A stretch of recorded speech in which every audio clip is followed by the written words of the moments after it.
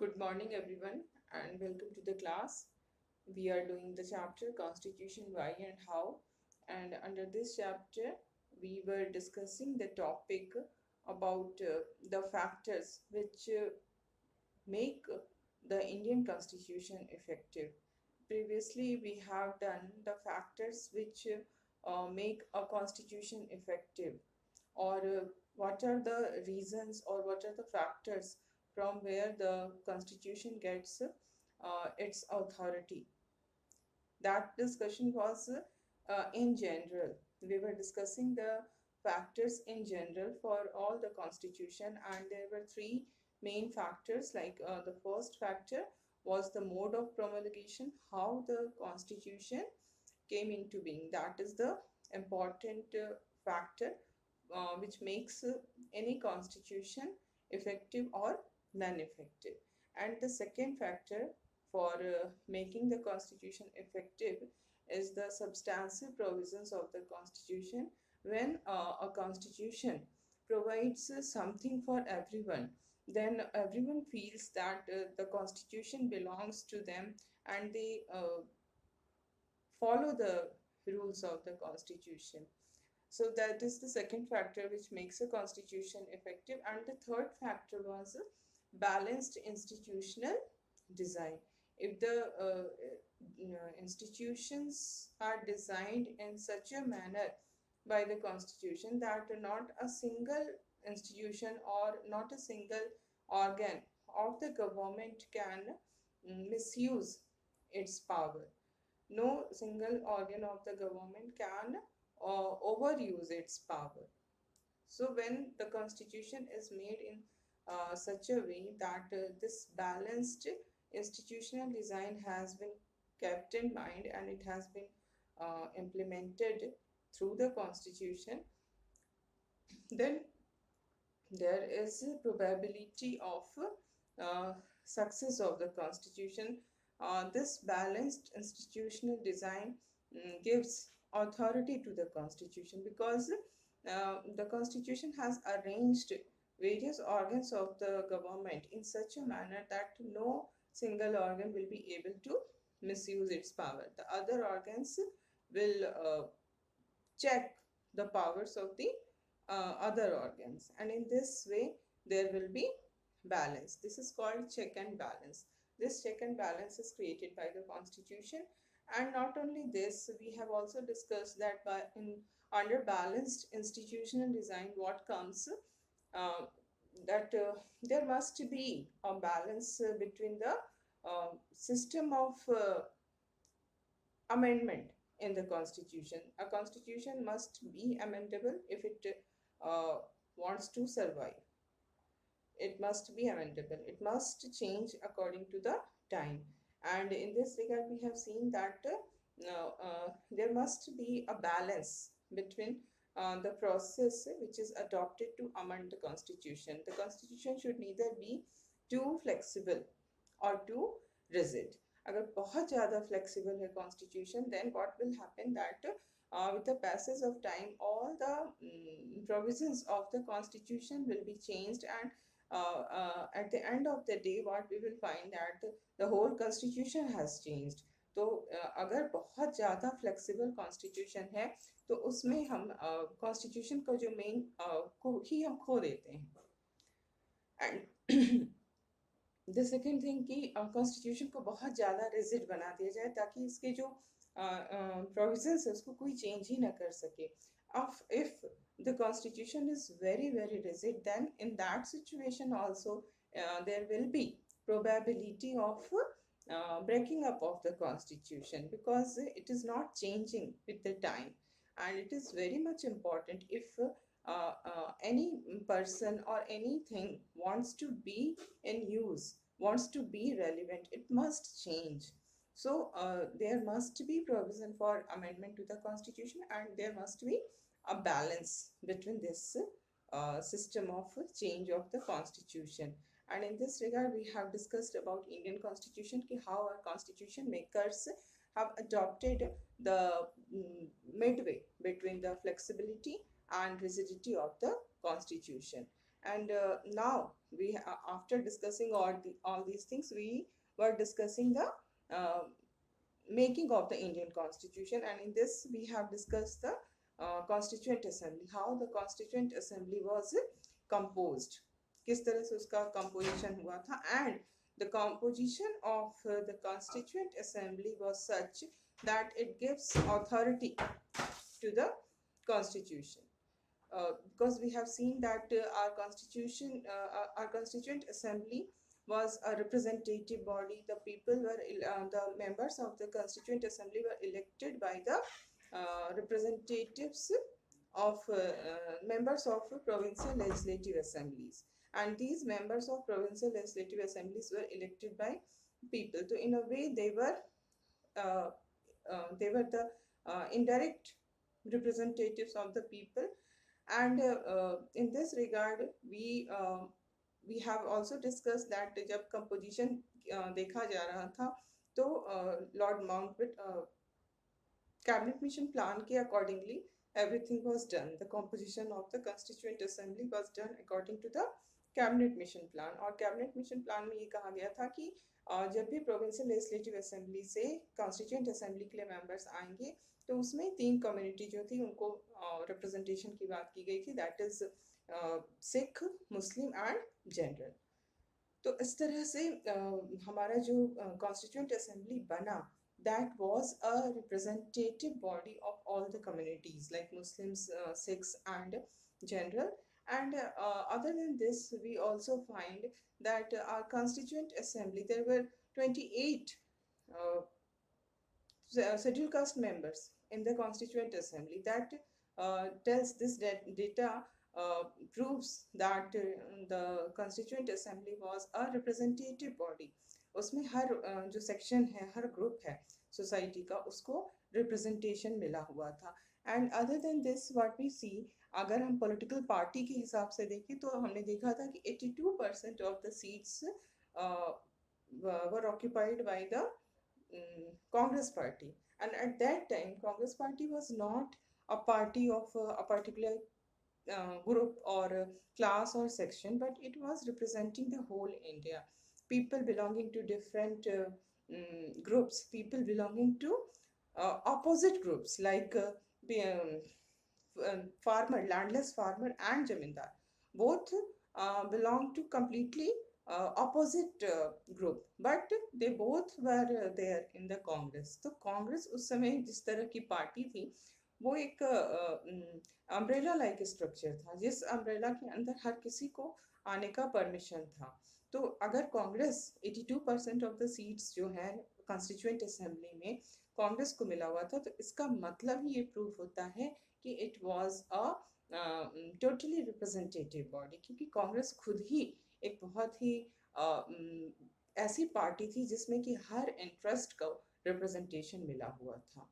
तो we have discussed the composition of the constituent assembly, and this composition was very much responsible for the authority that it gets, है ना. अभी अभी आज भी हम देखते हैं, we have passed 70 years from 1950, we have reached to 2020, and in this period what we find that our constitution is holding same position. आज भी हम उसको उतना ही रिस्पेक्ट देते हैं जितना 1950 में देते थे. तो इसके पीछे one of the reasons is the composition of constituent assembly.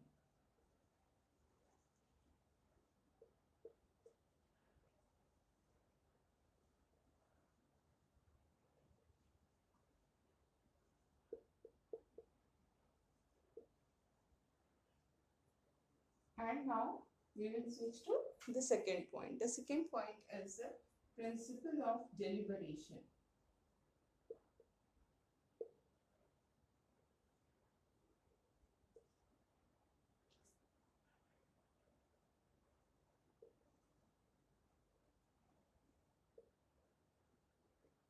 Principle of deliberation means we can say procedure. The procedure which was adopted by the members of Constituent Assembly, that is principle of deliberation, जिस तरह से बातचीत विचार विमर्श करके सारे काम हुए, कोई भी provision of the constitution if something was to be decided then इस पे बहुत ज़्यादा डेलिब्रेशन होता था।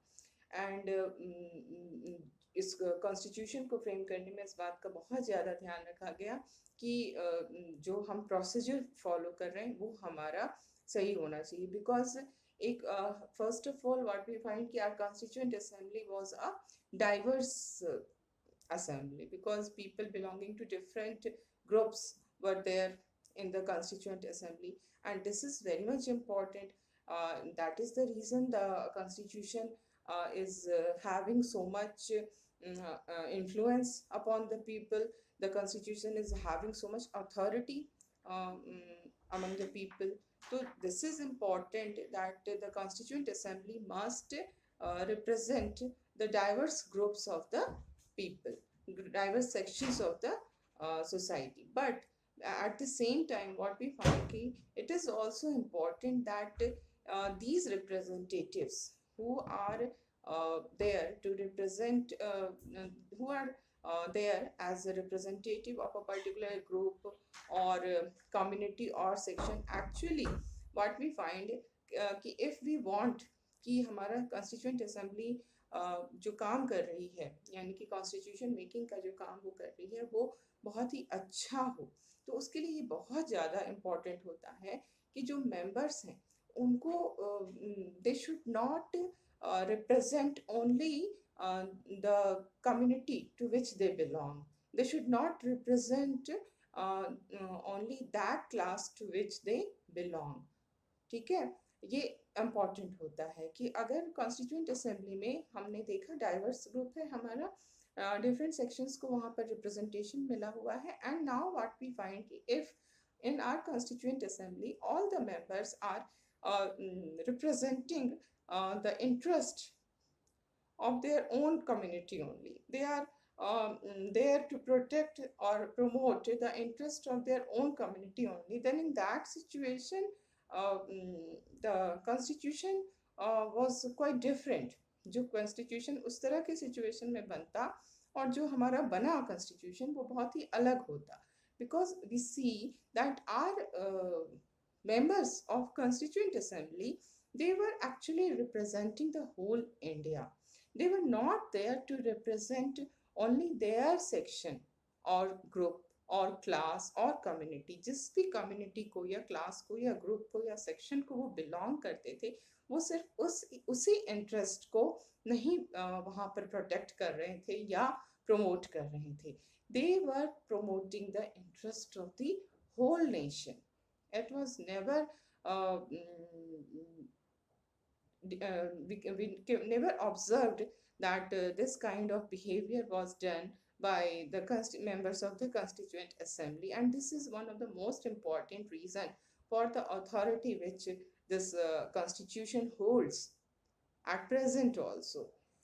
And in this regard we see that the members of the constituent assembly, they have so many difference of views. Members were not of the same opinion in so many provisions for the purpose of so many provisions. Members were not of the same opinion. Members के बीच में बहुत ज़्यादा conflict था, difference of opinion था, and ये difference of opinion हमें कई सारे issues पे दिखता है, like कैसा इंडिया का जो हम बनने जा रही है वो कैसा गवर्नमेंट हो, एक फेडरल स्ट्रक्चर को हम अडॉप्ट करें या यूनिटरी स्ट्रक्चर को अडॉप्ट करें. That was very important controversy between the members of the constituent assembly. Some members were of the opinion that India should establish this centralized system of government in which the power should be concentrated at one place, while others were of the opinion that India should go for decentralized system in which power is distributed or divided among different levels of government.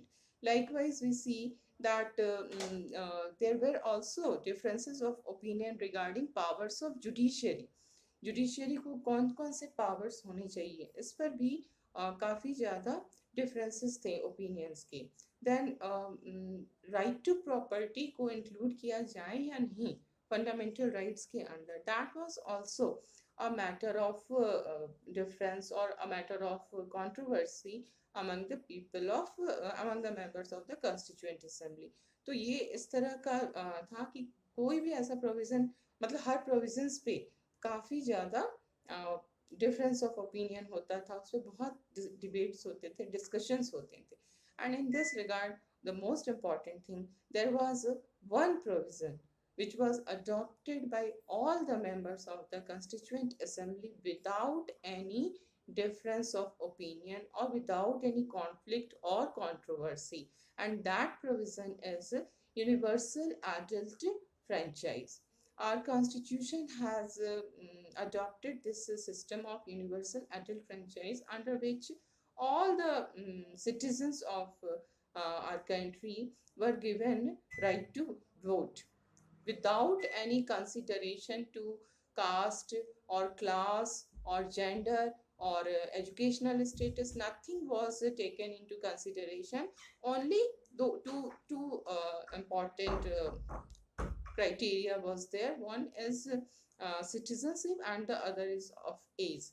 In our original constitution, the age was 21, which was reduced to 18 by the amendment to the constitution. तो ये जो universal adult suffrage का जो provision रखा गया, that was completely done by consensus. There was no controversy regarding this provision, because we the people of India were very much struggling for democracy. We were under the British rule, and in this British rule we have faced so much discrimination and exploitation, and now the new India was going to be made through this constitution. And that is why our constitution makers were of the opinion that there must be universal adult suffrage. And we have discussed about this earlier also. This was a very important provision of the constitution, because what we find that in many European countries also, we see that the constitution, in the constitution, it was not very easy to give this universal adult suffrage. अगर हम France के example को देखें तो हम क्या देखते हैं, जब 1789 में रेवोल्यूशन होता है, आफ्टर दैट 1791 में वहाँ कॉन्स्टिट्यूशन बनता है, and in that constitution only propertied male members were given right to vote. And then ये इस तरह से ये चलता आता है, फिर जाकर के 1848 में all male members were given this right to vote. Still in 1848 में भी वुमेन को राइट टू वोट नहीं मिलता है, और उसको जाकर के 20th सेंचुरी में वुमेन को राइट टू वोट मिलता है फ्रांस में। तो उस हिसाब से हमारे कंट्री ने एक बहुत ही रेवोल्यूशनरी एक्ट हम इसको कह सकते हैं, because at that time India में पॉवर्टी इतनी ज़्यादा थी, इंडिया में इलिटरेसी की प्रॉब्लम थी, लेकिन इन सब के बावजूद हमारे जो पॉलिटिकल लीडर्स थे, who were the members of the constituent assembly, they have complete faith in the abilities of the people, and that is why they have given this right to the people. They must have right to vote, then only the constitution, then only the democracy will become real and meaningful. So this was adopted in our constitution without any controversy. This is important for 1 mark question. It may come in 1 mark question that what was the provision which was of the what was the provision of the Constitution of India which was adopted by the members without any conflict or controversy or differences of opinion. So this is your universal adult suffrage. And now what we find that the political leaders or the members of the Constituent Assembly, actually they followed the principle of public reason.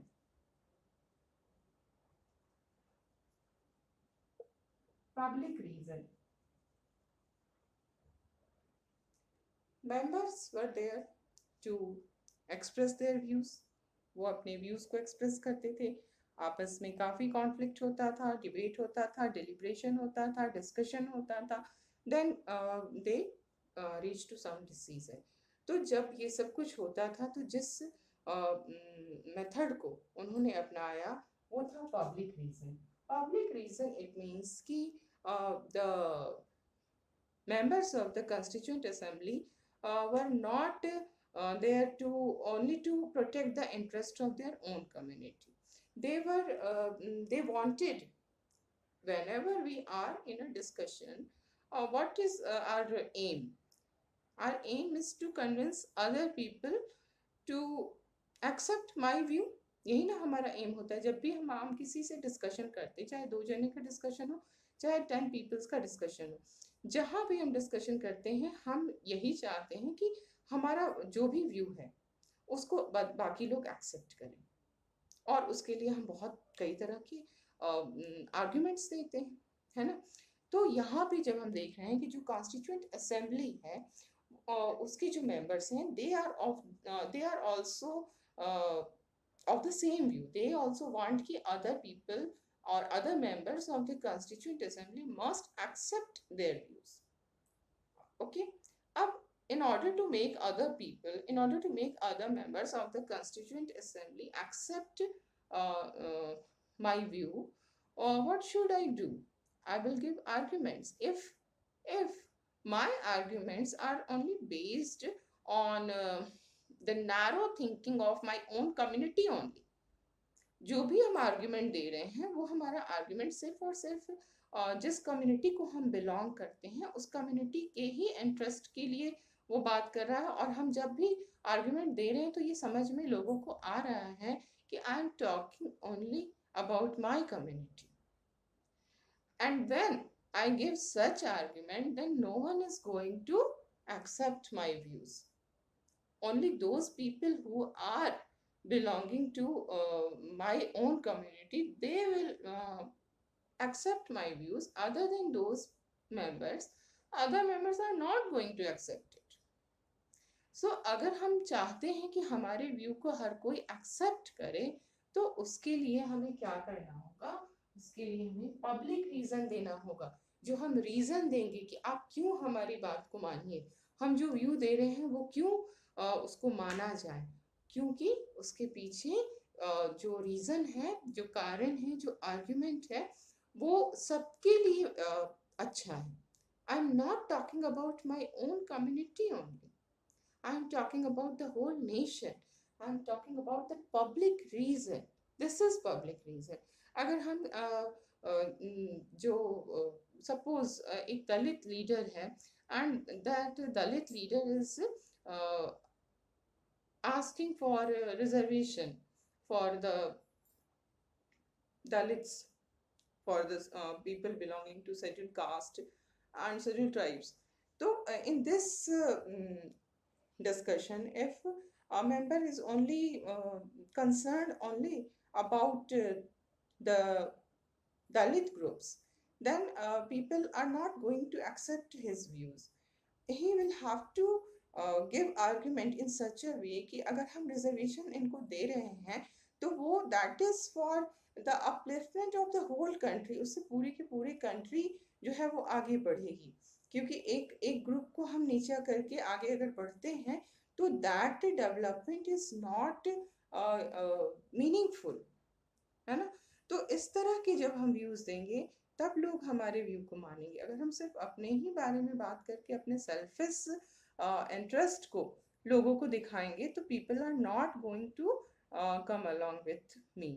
So this is very important and that is why हमारा जो भी debates हुए, जो भी constituent assembly के अंदर debates होते थे वो सारे के सारे रिटन फॉर्म में अवेलेबल हैं.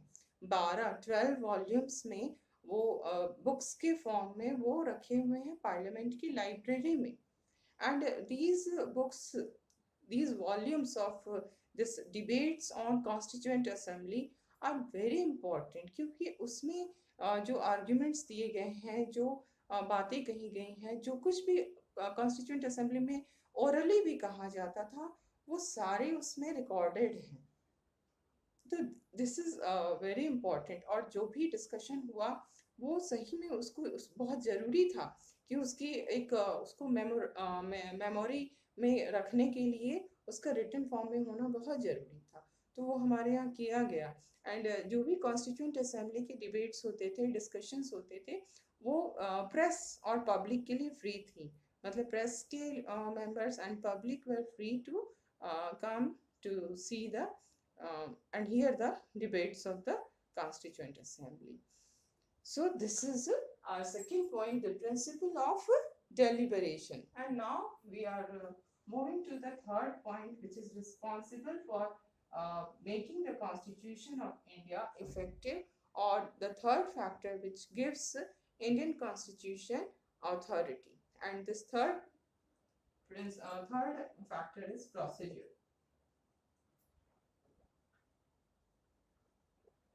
So, the Constituent Assembly, the principal task before the Constituent Assembly was the making of the Constitution, and for that purpose, the procedure which it adopted was very important. It adopted the committee system. In this, we see that the Constituent Assembly had 8 major committees. 8 committees थे Constituent Assembly के. And we see that these committees were on different subjects. जो important subjects थे उन पे ये committees बनी हुई थी, और इनके जो head होते थे वो मोस्टली जैसे बी आर अम्बेडकर हुए, या पंडित नेहरू हुए, सरदार पटेल हैं, डॉक्टर राजेंद्र प्रसाद हैं.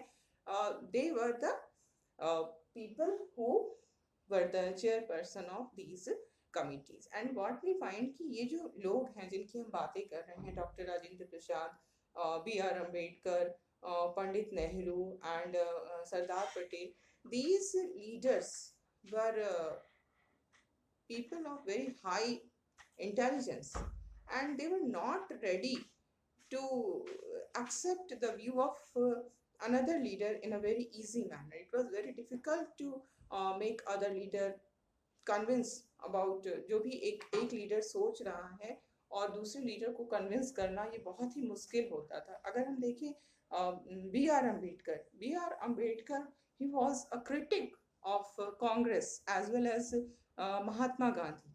And we see that Congress was under the influence of Mahatma Gandhi. Congress तो महात्मा गांधी के ही लीडरशिप में काम कर रही थी, महात्मा गांधी की ही आइडियोलॉजी से वो इन्फ्लुएंस थी. और यहाँ पर हम देख रहे हैं कि doctor Ambedkar is not supporting, he was not supporter of Congress, वो कांग्रेस के क्रिटिक थे.